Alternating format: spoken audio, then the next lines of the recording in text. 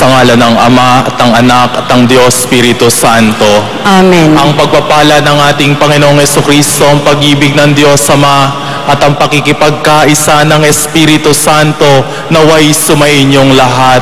At sumaiyo rin. Mga kapatid, ipinagdiriwang ng buong simbahan ang Laetare Sunday o ang Linggo ng Kagalakan.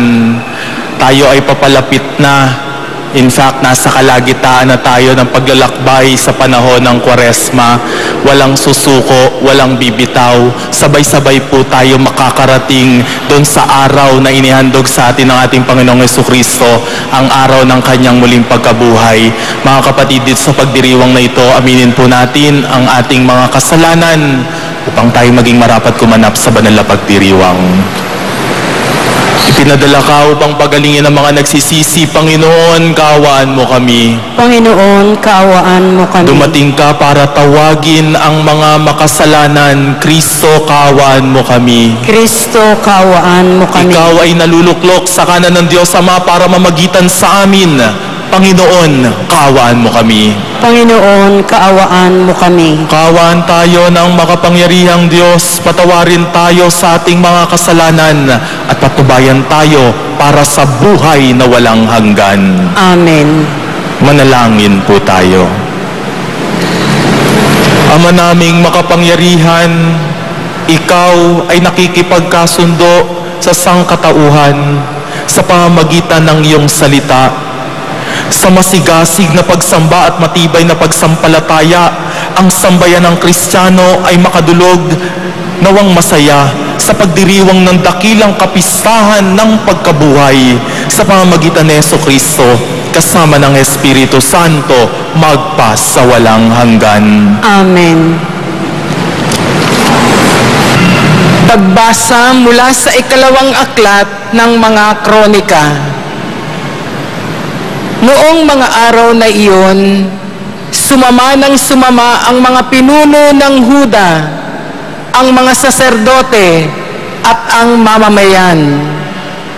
Nakigaya sila sa nakaririmarim na gawain ng ibang bansa, pati bahay ng Panginoon na itinalaga niya sa Jerusalem ay kanilang itinakwil. Gayunman, dahil sa habag ng Panginoon sa kanila at sa pagmamalasakit sa kanyang templo, lagi niyang pinadadalhan sila ng mga sugo. Ngunit hinahamak lamang nila ang mga ito at ang mga propeta at pinagtatawanan sa anumang sabihin. Kaya umabot na sa sukdulan ang puot ng Panginoon. Sinunog ng mga kalaban nila ang bahay ng Panginoon.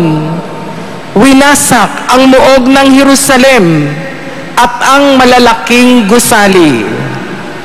Ang mahahalagang ari-arian doon ay tinupok din.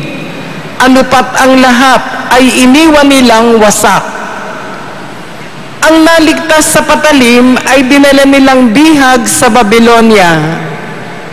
Dooy inalipin sila ng hari at ng kanyang mga anak hanggang ang Babylonia ay masakop ng Persya. Sa gayon, natupad ang hula ni Jeremias na ang lupain nakapamahinga sa loob ng 70 taong singkad. Upang matupad ang salita niyang ito sa pamamagitan ni Jeremias, pinukaw ng Panginoon ang kalooban ni Ciro, hari ng Persya, noong unang taon ng kanyang paghahari. Nagpalabas ang haring ito ng isang pahayag sa buong kaharian na ganito ang isinasaad. Ito ang pahayag ng haring Ciro ng Persya. Ipinaubaya sa akin ng Panginoon, Diyos ng kalangitan, ang lahat ng kaharian sa daigdig, at inutusan niya akong magtayo para sa kanya ng templo sa Jerusalem ng Huda. Kaya ang sino man sa inyo na kabilang sa kanyang bayan ay pinahihintulutan kong pumunta sa Jerusalem. Samahan nawa siya ng Panginoon, ang kaniyang Diyos. Ang salita ng Diyos. Salamat sa Diyos.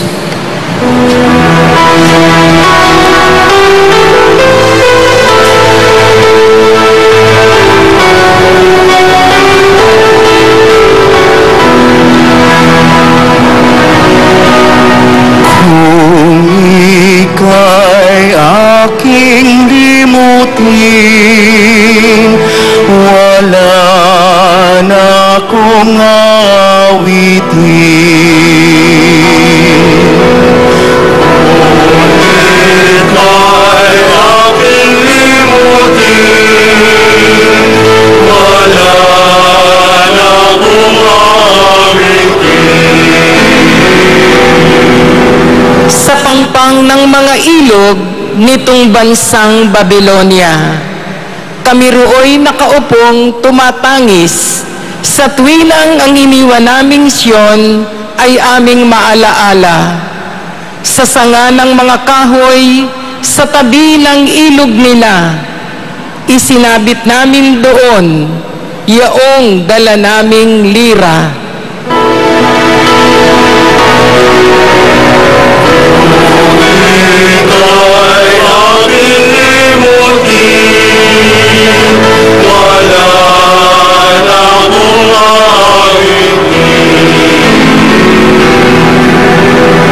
Sa amin ay iniyutos, nang sa amin ay lumupig. Naaliwin namin sila ng matamis naming tinig. Tungkol sa Siyon, yaong paksa niyong nais nilang awit.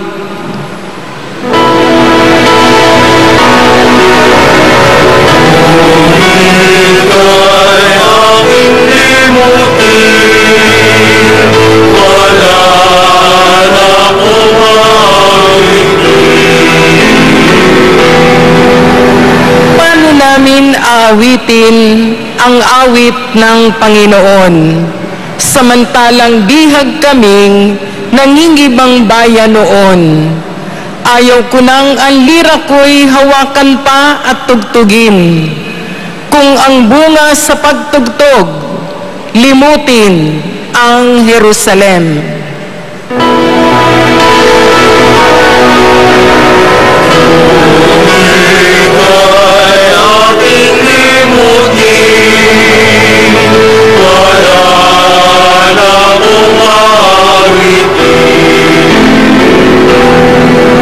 Di na ako aawit pa kung ang lundong sasapitin.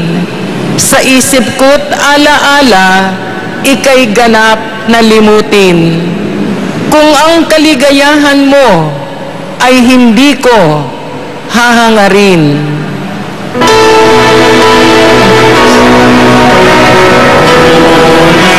Ika'y aking limutin, wala na akong awitin.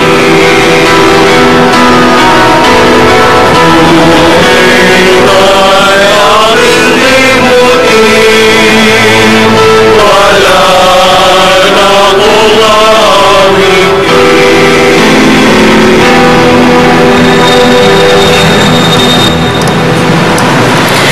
Pagbasa mula sa sulat ni Apostol San Pablo sa mga taga-Efeso.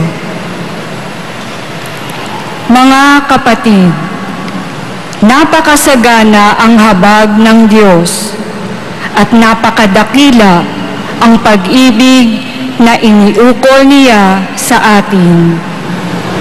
Tayo'y binuhay niya kay Kristo kahit noong tayo'y mga patay pa dahil sa ating pagsuway. Naligtas nga kayo dahil sa kanyang kagandahang loob. Dahil sa ating pakikipag-isa kay Kristo Jesus, tayo'y muling binuhay na kasama niya at pinaupong kasama niya sa kalangitan. Ginawa niya ito upang sa darating na mga panahon ay maipakita niya ang di masukat na kasaganaan ng kanyang kagandahang loob sa atin sa pamamagitan ni Kristo Jesus. Dahil sa kagandahang loob ng Diyos, ay naligtas kayo sa pamamagitan ng inyong pananalig kay Kristo, at ang kaligtasang ito'y kaloob ng Diyos, hindi mula sa inyo. Hindi ito dahil sa inyong mga gawa, kaya't walang dapat ipagmalaki ang sinuman. Tayo'y kanyang nilalang, nilikha sa pamamagitan ni Kristo Jesus, upang iukol natin ang ating buhay sa paggawa ng mabuti na itinalaga na ng Diyos para sa atin noon pa mang una. Ang salita ng Diyos. Salamat sa Diyos.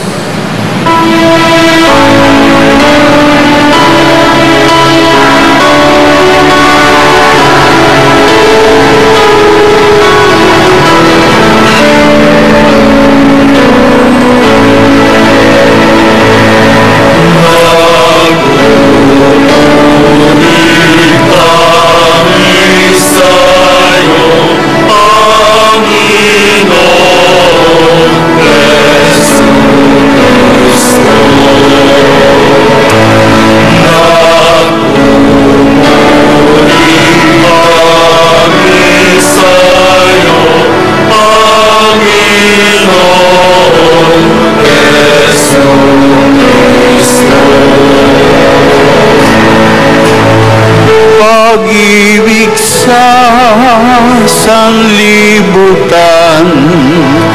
ang Diyos ay gayo na lamang, kanyang anak ibinigay, upang mabuhay kailanman ang nanalig na tunay.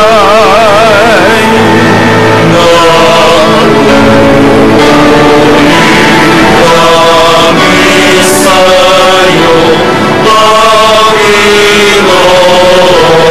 Jesu Cristo.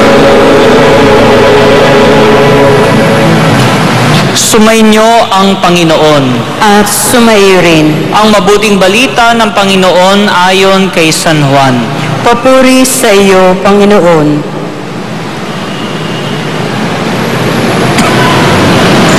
Noong panahong iyon, sinabi ni Jesus kay Nicodemo, kung paanong itinaas ni Moises ang ahas doon sa ilang, gayon din naman kailangang itaas ang anak ng tao, upang ang sinumang sumampalataya sa kanya ay magkaroon ng buhay na walang hanggan. Gayon na lamang ang pag-ibig ng Diyos sa sanlibutan, kaya ibinigay niya ang kanyang bugtong na anak, upang ang sumampalataya sa kanya ay hindi mapahamak, kundi magkaroon ng buhay na walang hanggan. Sapagkat sinugo ng Diyos ang kanyang anak, hindi upang hatulang maparusahan ang sanlibutan, kundi upang iligtas ito sa pamamagitan niya. Hindi hinahatulang maparusahan ang nananampalataya sa bugtong na anak ng Diyos, ngunit hinahatulan ng parusahan ang hindi nananampalataya sa Kanya.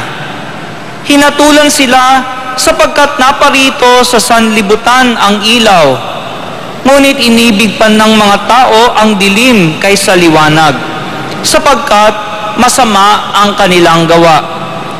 Ang gumagawa ng masama ay ayaw sa ilaw at hindi lumalapit dito, upang hindi mahayag ang kanyang mga gawa.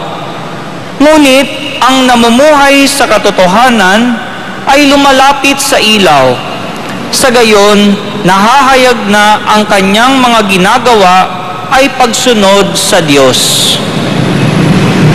Ang mabuting balita ng Panginoon. Pinupuri ka namin, Panginoong Hesu Kristo.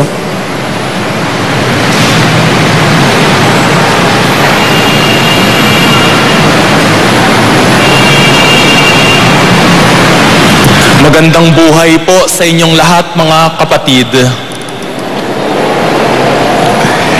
Noong isang linggo po, ako po ay nag-travel patungo pong Pampanga, San Fernando upang bisitahin ang aking kaibigan. Mag-asawa po sila. Ang pangalan po nila ay mag-asawang Shirley at Ed Bradley. Bakit ko po binisita? Si Shirley po kasi, yung asawa, siya po ay mayroong karamdaman.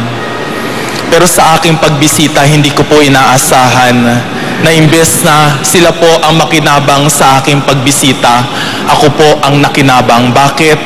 Ang natagpuan ko ay isang babae na may karamdaman pero nagpupuri sa Diyos. Anong nangyari kay Shirley? Si Shirley po ay belonging to a high society woman. Nung siya ay malusog pa, ikinukwento niya na sa loob ng isang taon, hindi bababa sa 18 beses po siya nagtatravel, sumasakay ng eroplano at bumibisita siya sa iba-ibang lugar. Kung saan-saan, sa Brazil, sa Singapore, sa Malaysia. Minsan nakikita niya ang kanyang sarili 2 araw na nakasakay sa eroplano. Bakit? Palipat-lipat lang siya. Ganun niya ine-enjoy ang kanyang buhay. Dahil masagana ang kanyang buhay. Bakit? Ang kanyang asawa ay nagtatrabaho sa barko at isang Briton. Hindi naman nawawala kay Shirley ang pagkilala sa Diyos. Pero ang problema, hindi ang Diyos ang pangunahing tao, hindi nangunguna sa kanyang buhay. Mas importante sa kanya ang karangyaan, ang pangalan, ang trabaho, ang luho na idinudulot ng mundo. Isang araw, pag-travel sa Malaysia, siya po ay inatake. 3 araw po siyang tulog. At hindi lang yon, pagkatapos siyang atakihin, hindi na kontento ang karamdaman. Binigyan siya ng isa pang sakit, nagkatubig ang kanyang baga. Hindi po natapos yon, nagkaroon po siya ng stroke. At hindi po natapos yon, ang kanyang balat ay gusto nang humiwalay sa kanyang buto at halos mawala ang kanyang timbang.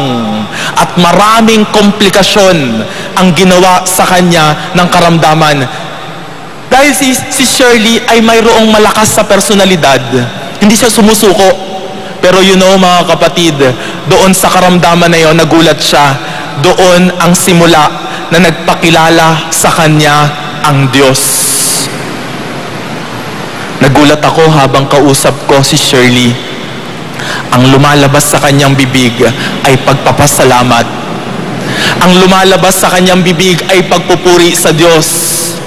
Isang malaking katanungan tuloy sa aking isipan, paano nakakapagpasalamat ang taong ito kung siya ay nahihirapan? Alam niyo kung bakit siya nagpapasalamat? Sabi niya, kahit gaano siya naging hindi tapat sa Diyos, nanatiling tapat ang Diyos sa kanya. Pinilit ng Diyos na ipakilala ang kanyang sarili sa kanya. At yon ay sa paraan ng karamdaman. The Lord did not give up on her. Yon yung sinabi niya. Alam niyo po, sa bawat katagang lumalabas sa bibig ni Shirley, nakakaramdam ako ng kaliwanagan. Kaya hindi na ako nagtataka kung yung asawa niya, kahit napakaraming pera, hindi kumukuha ng katulong.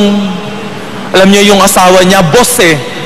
Pero yung asawa niya, ang naguhugas ng kanyang sugat, ang asawa niyang Briton ang nagpapaligo sa kanya, ang asawa niya ang nagbibihis sa kanya, ang asawa niya ang naghahanda ng pagkain sa kanya.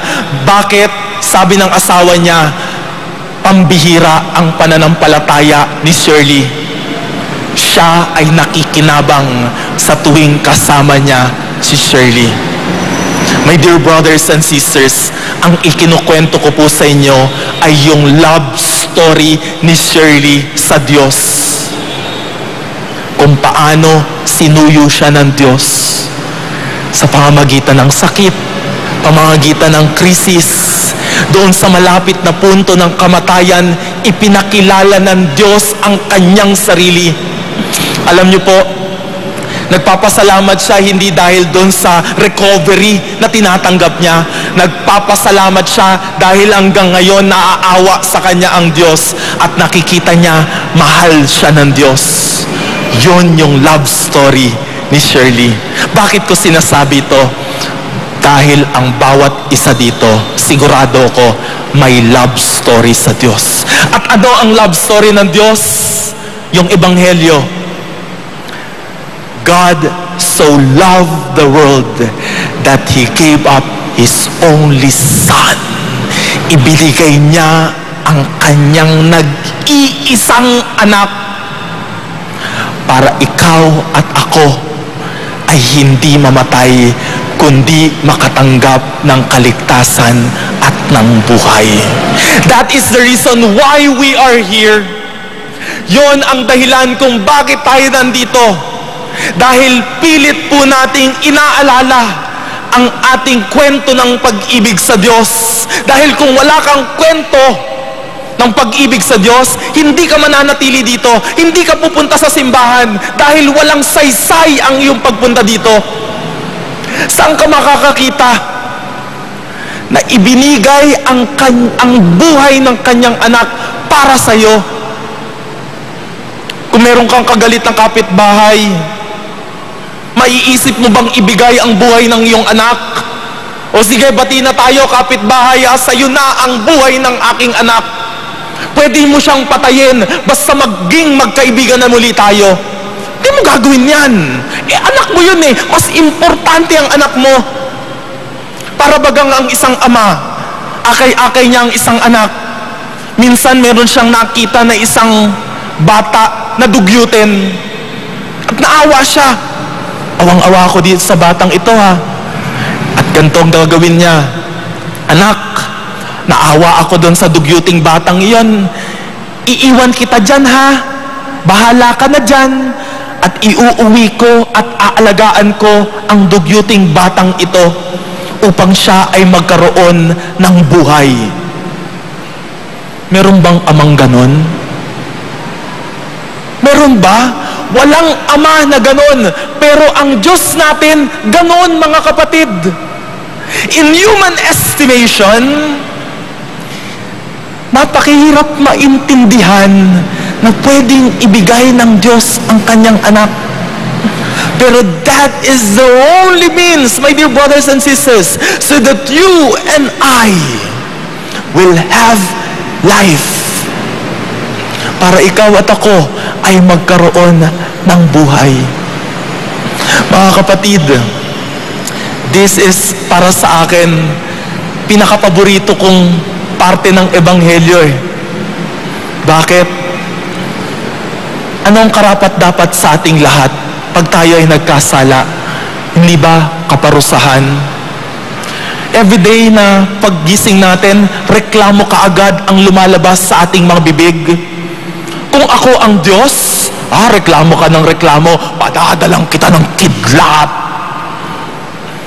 Every time na nagagalit tayo, every time na tayo ay nagsisinungaling, every time na tayo ay nagnanasa, every time na tayo ay nangungupit at nagnanakaw, ano ang dapat sa atin? Kaparusahan. Dapat sa atin ikulong, dapat sa atin mamatay. Pero mga kapatid, anong mabuting balita? Dahil sa tindi ng awa ng Diyos, hindi ka na mamamatay. Bagkus, ikaw ay mabubuhay dahil ibinigay na ng anak niya ang kanyang buhay. And now what we are celebrating, mga kapatid, ano ang ating pinagdiriwang ngayong linggong ito? Linggo ng kagalakan. Meron tayong rason para maging masaya. Katulad ni Shirley tsaka ni Ed, sila ay maligaya. Alam nyo, si Shirley, punong-puno siya ng kaligayahan. Punong-puno siya ng pagpapasalamat sa Diyos. Totoo, hindi na siya ganong nakakalakad ng tuwid. Pero sabi niya, sa bawat buhay na ibinibigay ng Diyos, wala siyang maibigay kundi pagpapasalamat. Mga kapatid, baka yun din ang love story mo. Ang love story ni Shirley, ngayon itinaga niya sa bato na patuloy siya magbibigay ng inspirasyon sa mga taong mayroon ding karamdaman na hindi huli ang lahat para manalig sa Diyos. Hindi katapusan ng lahat para mawalan ng pag-asa. Dahil nung nagpakilala sa kanya ang Diyos, doon sa kanyang karamdaman, doon niya naintindihan na tunay na ang Diyos sinagip siya doon sa kamatayan. Ikaw at ako, mga kapatid, binibigyan ng Diyos ng tsansa na magkaroon ng isang napakagandang kwento ng pag-ibig. Baka mamaya mayroong naghihintay na mga tao na mapakinggan. I-share mo naman, ibahagi mo naman, upang ang buhay na kanilang ginagalawan, mabigyan ng liwanag ng iyong buhay pananampalataya. Hindi ba? Parang nakikiayon ka na rin sa misyon na ipinagkatiwala sa iyo ng ating Panginoong Jesucristo. Ngayong panahon ng Kwaresma, nandun na po tayo sa kalagitnaan. Kung ang paano ang Diyos hindi bumigay, hindi sumuko sa iyo, huwag ka ring susuko. Sana ang conclusion ng love story na ito, kagaya ng kung paano tapusin ang mga fairy tales, that we will live happily ever after kasama ang Diyos. Sa ngalan ng Ama at ng Anak at ng Diyos Espiritu Santo. Amen. Ating pong ipahayag ang ating pananampalataya.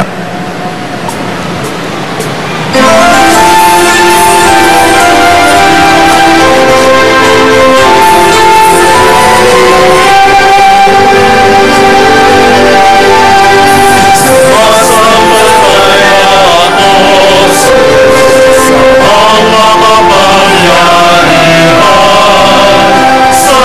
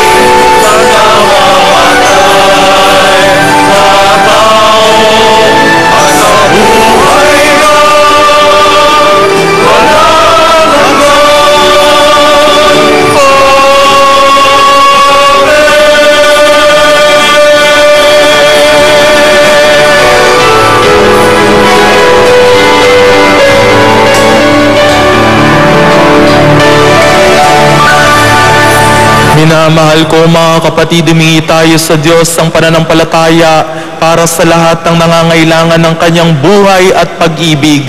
Ang ating itutugon po, malakas na tugon. Diyos ng kaligtasan, dinggin mo ang aming panalangin. Diyos ng kaligtasan, dinggin mo ang aming panalangin. Upang ang mga may sakit at mga bilanggo ay sumampalataya sa maaasahang pag-ibig ng Diyos. Manalangin tayo. Diyos ng kaligtasan, dinggin mo ang aming panalangin. Upang ang mga sumasampalataya kay Kristo ay magkaisa na tulungan ang mga taong naghihirap ngayong panahong ito. Manalangin tayo. Diyos ng kaligtasan, dinggin mo ang aming panalangin. Upang ang mga makasalanang bibinyagan sa pista ng pagkabuhay ay buhayin ng Diyos kay Kristong liwanag. Manalangin tayo. Diyos ng kaligtasan, dinggin mo ang aming panalangin. Nawa, hindi karahasan, terorismo at pakikidigma ang manaig sa ating bansa at sa buong daigdig, kundi kapayapaan at pagkakaisa ang lumaganap. Manalangin tayo. Diyos ng kaligtasan, dinggin mo ang aming panalangin. Tahimik po nating idalangin sa Diyos ang ating mga personal na mga pangangailangan, ating mga minimiti, ambisyon, ating mga dalangin. Gayun din isama natin sa ating dasal yung mga taong humihiling sa atin na ipagdasal sila at doon sa mga taong wala nang nananalangin para sa kanila.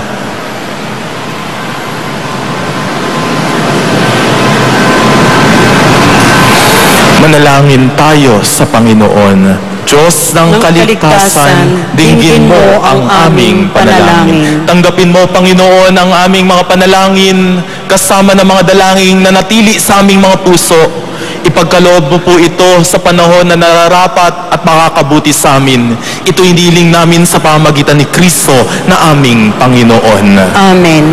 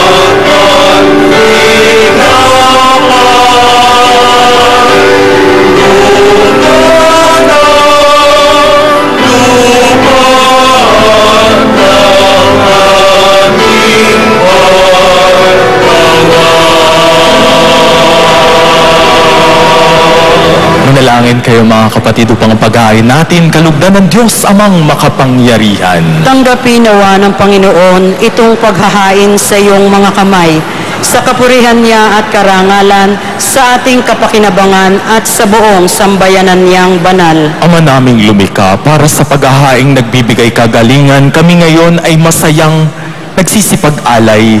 Kalakip ng dalangin amin nawang maidangal ang pagdiriwang na ito ng banal na pakikinabang at maidulot nawa ito para sa kaligtasan ng tanan sa pamamagitan ni Jesucristo kasama ng Espiritu Santo magpa sa walang hanggan. Amen. Sumainyo ang Panginoon At sumaiyo rin. itaas sa Diyos ang inyong puso at diwa. Itinaas na namin sa Panginoon. Pasalamatan natin ang Panginoong ating Diyos. Marapat na siya ay pasalamatan.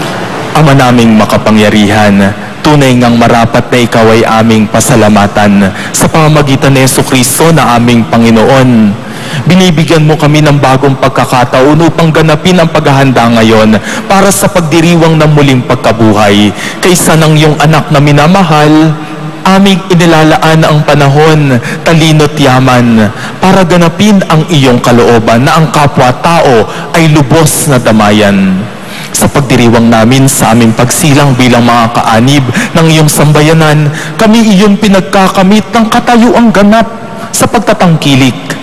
Kaya kaisa ng mga anghel na nagsisiawit ng papuri sa iyo nang walang humpay sa kalangitan, kami nagbubunyi sa iyong kadakilaan.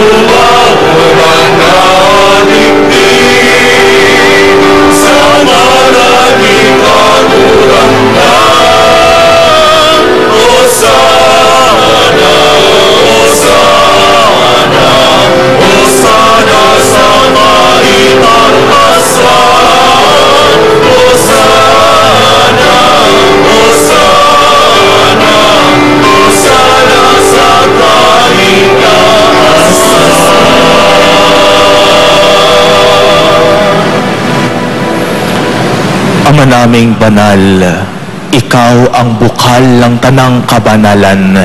Kaya't sa pamamagitan ng iyong Espiritu, gawin mong banal ang mga kaloob na ito upang para sa amin maging katawan at dugo ng aming Panginoong Jesucristo.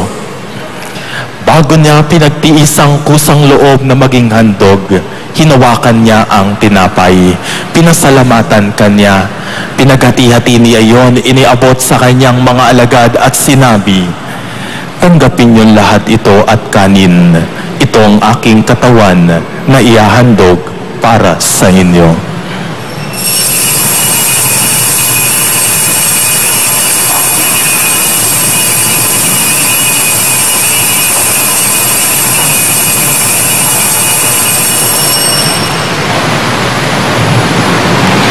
Gayon din naman nung matapos ang hapunan, hinawakan niya ang kalis, muli kanyang pinasalamatan. Iniabot niya ang kalis sa kanyang mga alagad at sinabi, "Tanggapin niyo lahat ito at inumin. Ito ang kalis ng aking dugo, ng bago at walang hanggang tipan. Ang aking dugo ay bubuhos para sa inyo at para sa lahat sa ikapagpapatawad ng mga kasalanan. Gawin niyo ito sa pag-alala sa akin."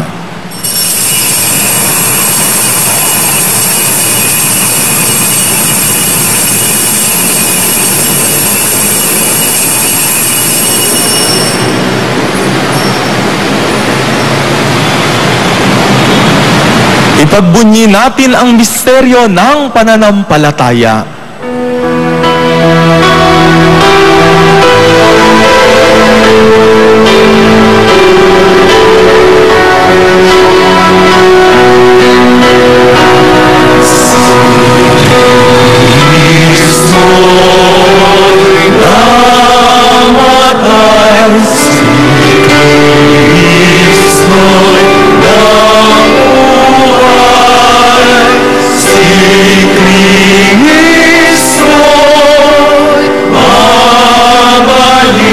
Sa wakas ng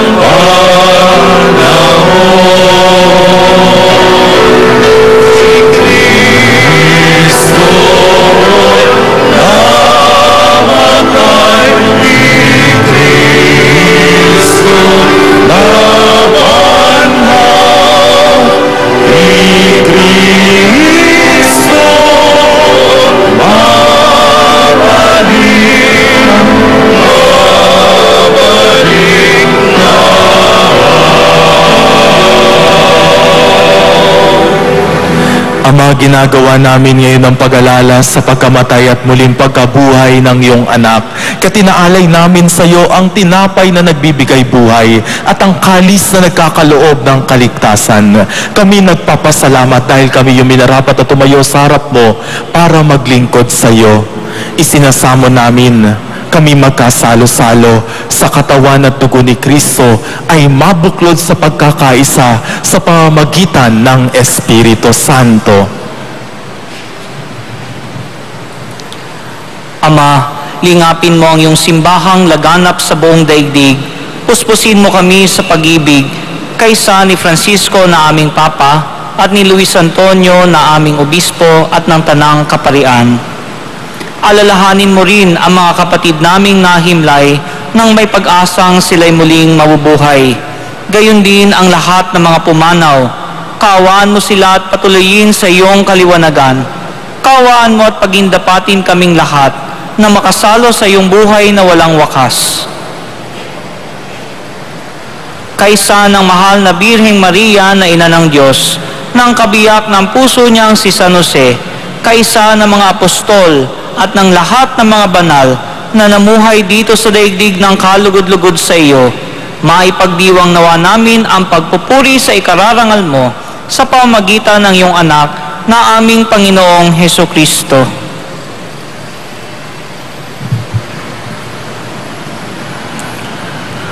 Sa pamamagitan ni Kristo, kasama niya at sa Kanya, ang lahat ng parangal at papuri ay sa iyo, Diyos Amang makapangyarihan, kasama ng Espiritu Santo, magpasawalang hanggan.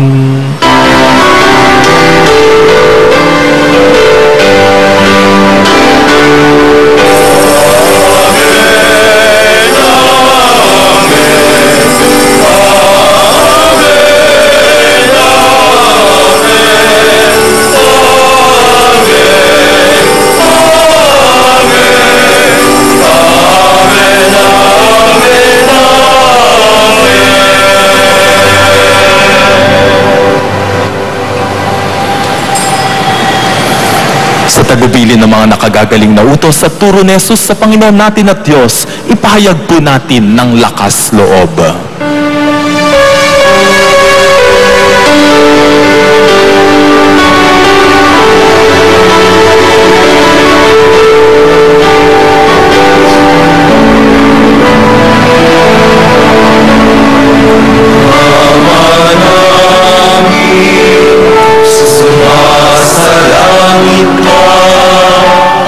Sambahin ang ngalan mo.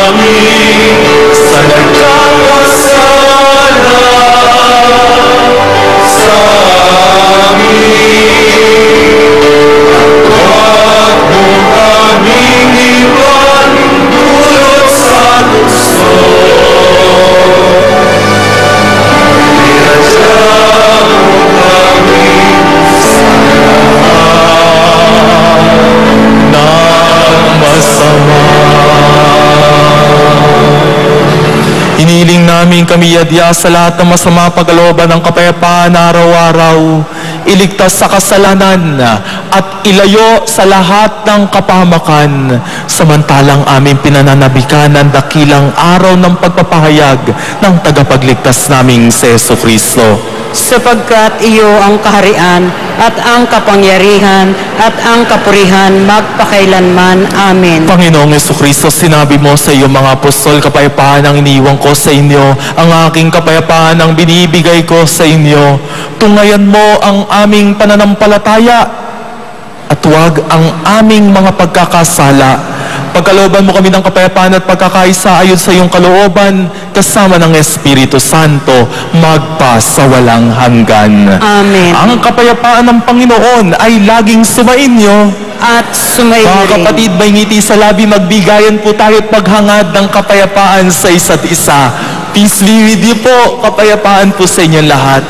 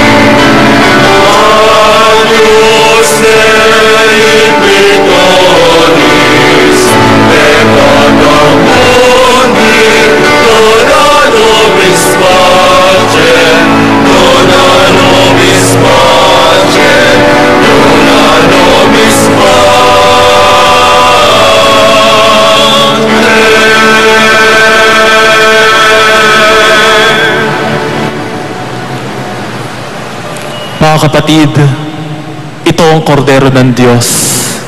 Ito ang nag-aalis sa mga kasalanan ng sanlibutan. Mapapalad ang mga inanyayahan sa kanyang banal na piging. Panginoon, hindi ako karapat-dapat na magpatuloy sa iyo, ngunit sa isang salita mo lamang ay gagaling na ako. Nawa ang katawan at dugo ni Kristo ay pagsanggalang tayo para sa buhay na walang hanggan.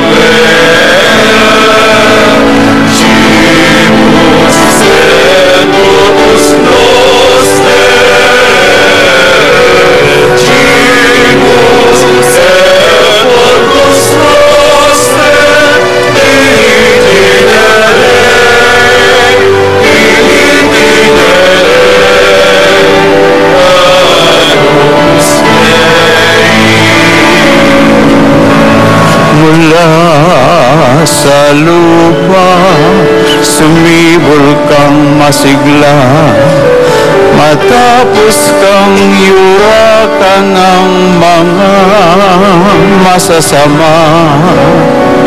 Milang ang liwanag na mga nawawala, tinapay ng buhay, pagkain ng dukha.